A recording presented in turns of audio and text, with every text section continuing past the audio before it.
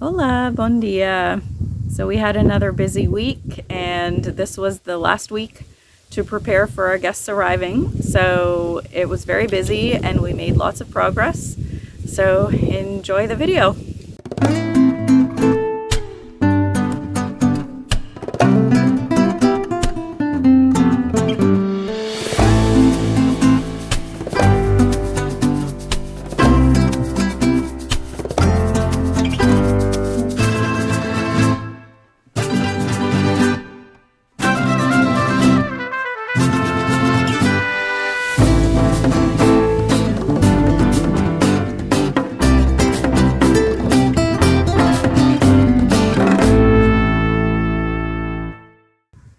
Grant finished the drywall in the kitchen last week, so I was able to do the painting in the kitchen. The original plan was to paint the entire kitchen as well as the hallway leading into the bathroom, but things didn't quite go to plan. When I'm painting in Canada, I usually buy whatever paint is on sale. So, a $10 can of paint from Walmart, and it works just fine. Don't buy the cheap paint in Portugal. It really is cheap. It's like watery, and yeah, it's not very painty.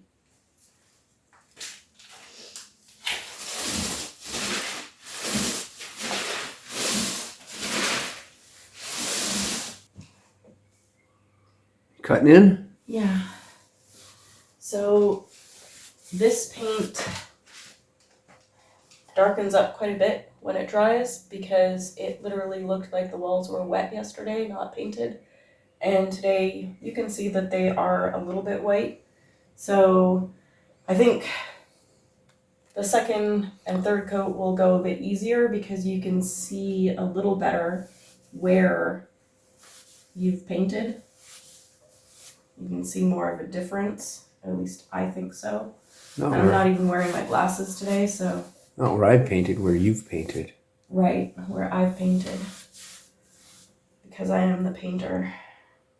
Although apparently not a very good one. Apparently. So. I'm just agreeing. We attempted to paint the wall in front of the bathroom yesterday, so it's kind of almost like a hallway area in the dining room leading into the bathroom. And we discovered that the existing paint on all of the interior walls is in fact limewash. And we discovered that by attempting to paint it. So we tried the latex paint first, and it was not covering very well. So we decided to try our exterior paint. And once we opened it, we realized it was an oil-based exterior paint, but we tried it anyway. It was worse. So chunks of the limewash were flaking off of the wall as I was rolling. So I went back to the latex and realized that it actually does the same thing, just not as fast as the oil paint. So we're not painting all of the limewash walls right now because we either need a special primer in order to paint over it with latex, or we can try chalk paint. So I think we will eventually try chalk paint, but we don't have any. So for now, we're just going to bleach the fuck out of them, and Can't use that word. I'll beat it out. And yeah, that'll have to do. So there you go.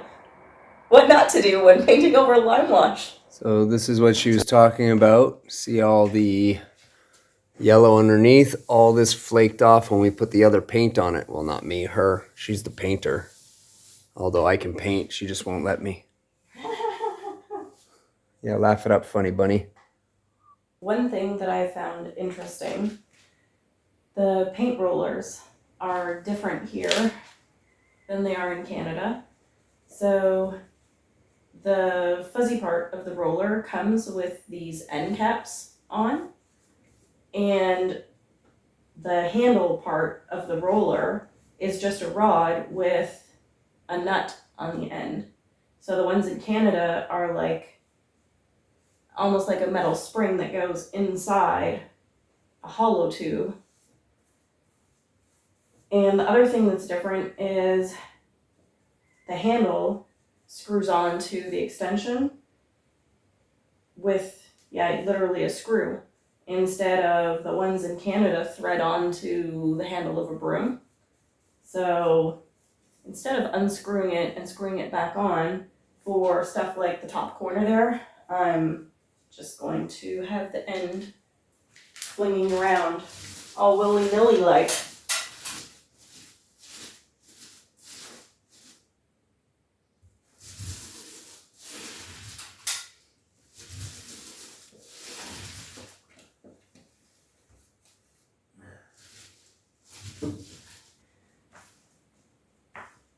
I am not a professional painter, so if there are any professionals out there, please be kind. Constructive criticism is most welcome. And for those that are not professional painters, keep in mind this may not be a how-to. It may be a good example of how you shouldn't do it, but it's getting the job done.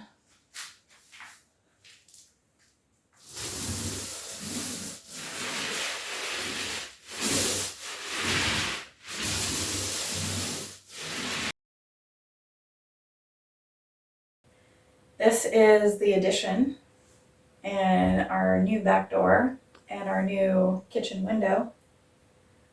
So eventually this will be a kitchen. Right now we're using it more as a mudroom.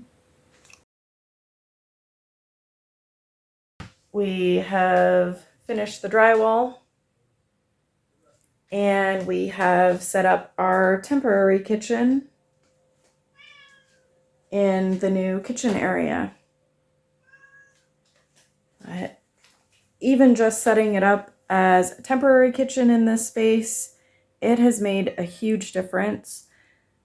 So this room has gone from a dark cave-like space to a much brighter, cleaner, happier, more inviting space.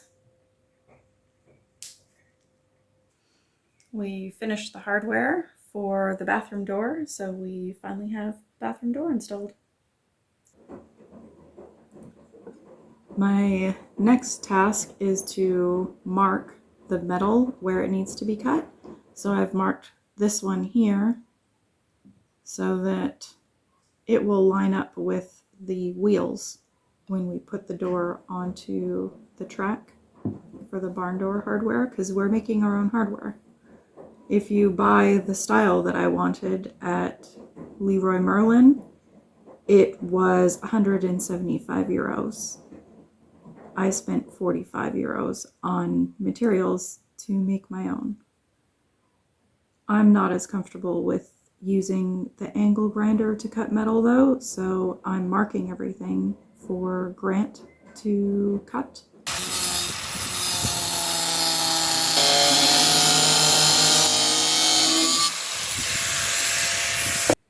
These are all of the parts that I used to build the hardware, and this is how I figured out the placement and measurements.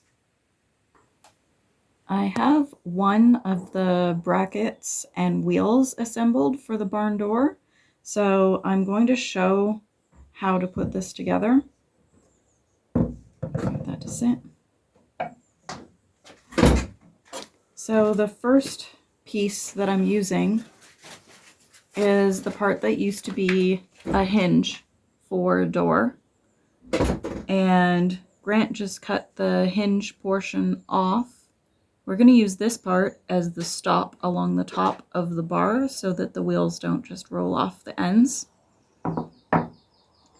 And the original holes in the bar were just under a size 8, but the bolt for the wheels is a size 10.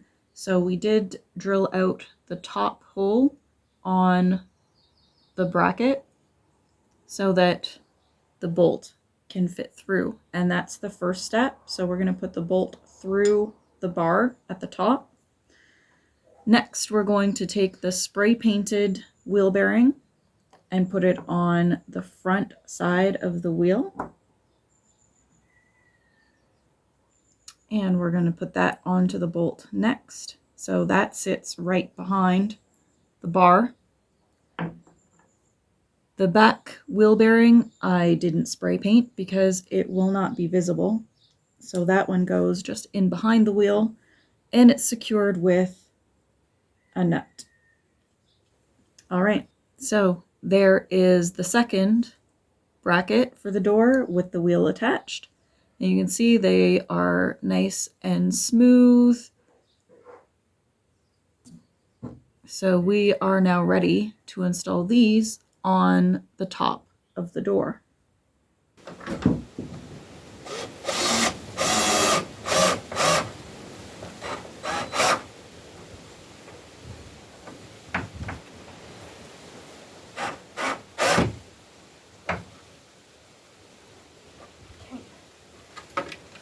Wheels are on.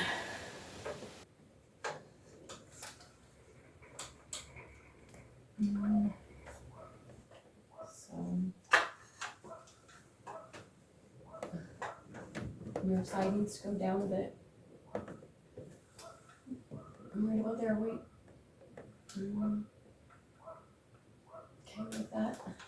Something like that. Yeah.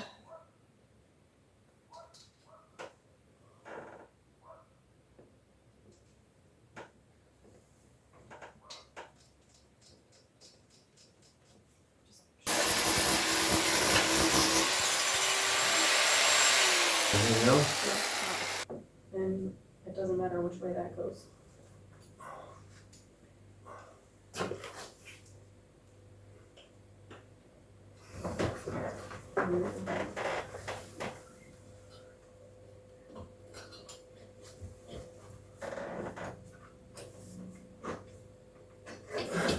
Yep.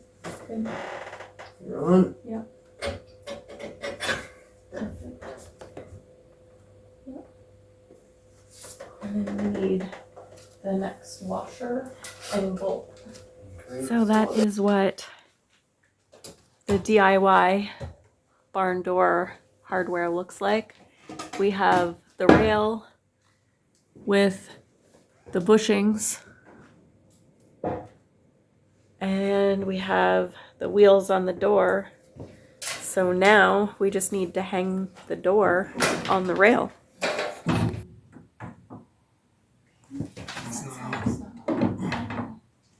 Oh shit. What? Well, look at this. It doesn't go past. Oh no. So will it go past if we cut? Is it going over the bolt or no? I don't know. We have to cut the bolt in half. Or maybe take the washer off. Oh, maybe. And then it'll go past the bolt. Yeah. Okay.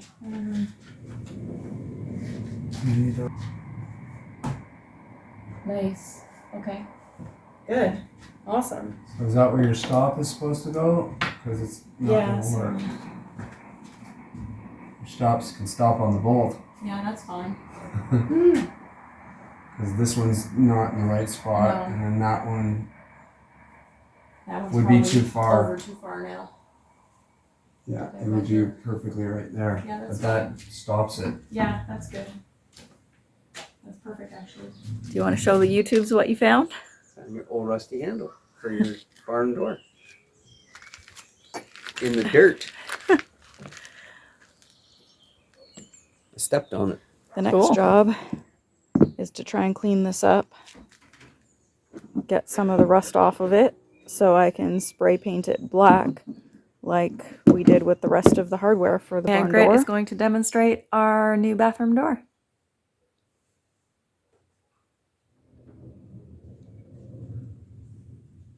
Closed. Open. Closed. Open. sleeping.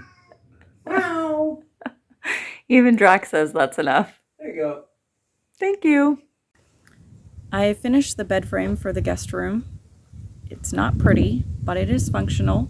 So I used a bunch of the wooden pallets that we found at the beach, as well as the ones that they let us take from the Brico-Marché.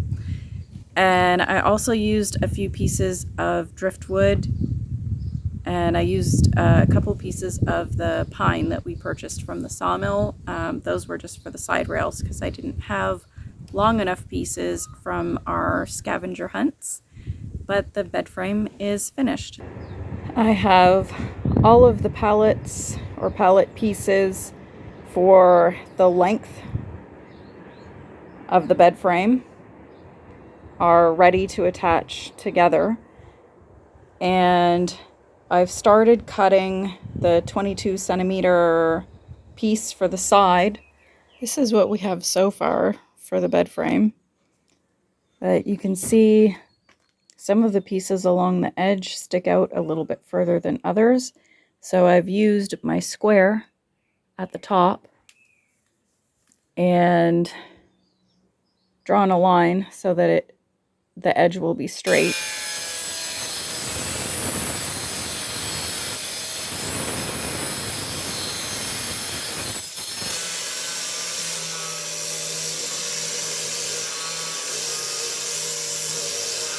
I'm starting off the day oiling the wood with some linseed oil. My original plan was to paint the bed frame white, but that was when I was just working with the pallets and I hadn't decided to frame it in at all. I changed my mind. I have for the headboard and footboard a couple pieces of the driftwood that we found on the beach at Praia Osso de Baleia, and the grain is beautiful, and it has all the weathering and, you know, like little grooves and dents and just so much character. So I can't paint that. I decided to go ahead and use linseed oil instead. I started washing the walls the hard way with a brush and a rag, and it's gonna take forever. So we decided to try the power washer and see how that works.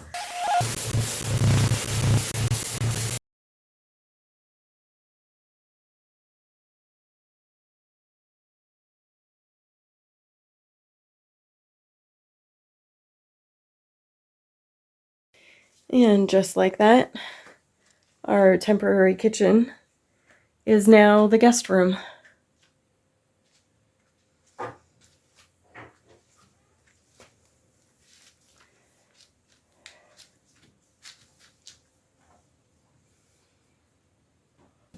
So that brings us to the end of another busy week, and we'll just quickly go over the checklist again. So we'll put it up over here as I go over it.